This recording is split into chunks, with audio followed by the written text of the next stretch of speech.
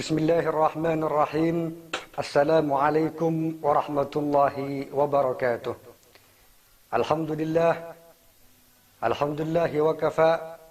Wassalatu wassalamu ala habibil mustafa Sayyidina wa maulana Muhammadin ahli sidqi wal wafa wa ala alihi wa sahbihi man iktafa. Amma ba'du. Para pemirsa sekalian yang dirahmati oleh Allah Subhanahu wa taala.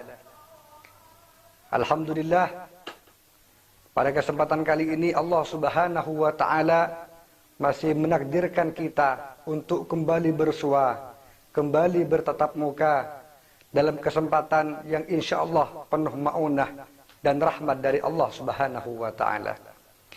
Pada kesempatan kali ini kita akan membahas keutamaan bulan puasa dan keutamaan yang diperoleh oleh orang-orang yang berpuasa di bulan Ramadan sebagaimana disebutkan dalam kitab Uqudul Lu'lu' wal Marjan bahwa Allah Subhanahu wa taala akan memberikan keistimewaan bagi orang-orang yang berpuasa di bulan Ramadan.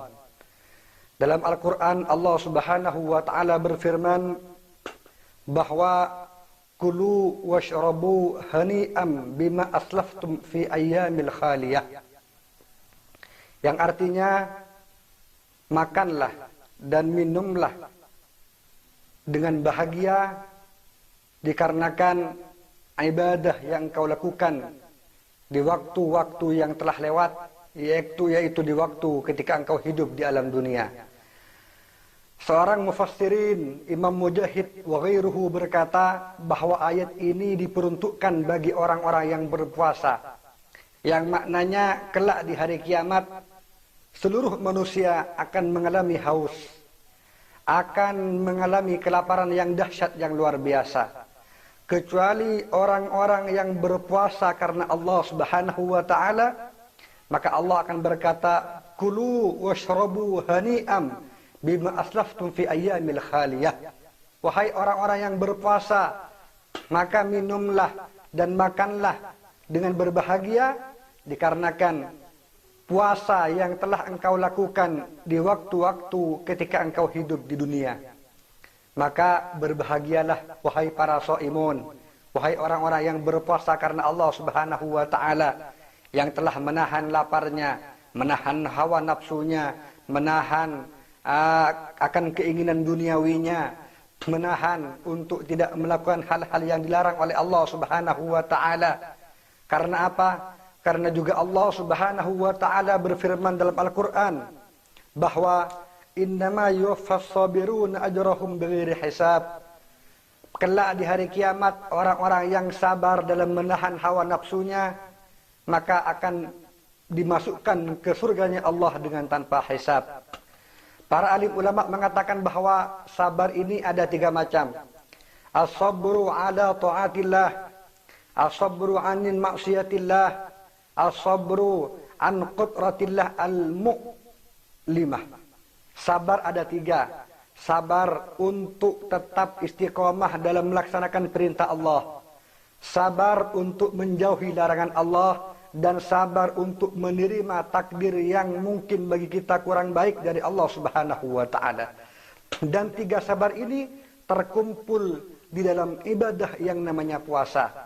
Coba kita perhatikan, orang yang berpuasa ini sabar untuk tidak melakukan kemaksiatan kepada Allah. Orang yang berpuasa sabar dalam bertaat kepada Allah Subhanahu wa taala, dan orang yang berpuasa sabar untuk menerima lapar, haus, sakitnya perut dikarenakan mungkin menahan lapar. Maka dalam puasa terkumpul 3 kesabaran ini sehingga Allah Subhanahu wa taala memberikan jaminan kepada orang-orang yang berpuasa karena Allah Subhanahu wa taala kelak hari kiamat akan dimasukkan ke surganya Allah bighairi hisab.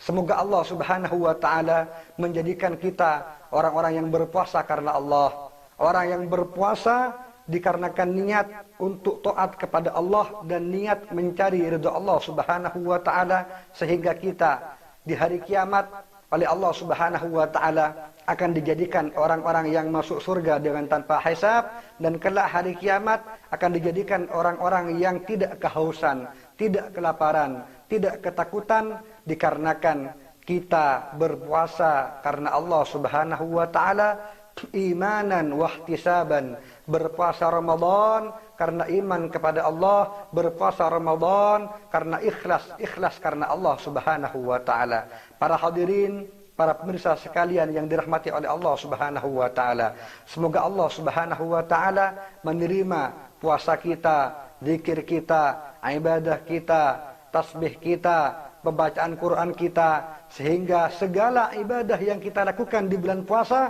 menjadi ibadah yang diterima oleh Allah Subhanahu wa taala. Amin. Allahumma amin.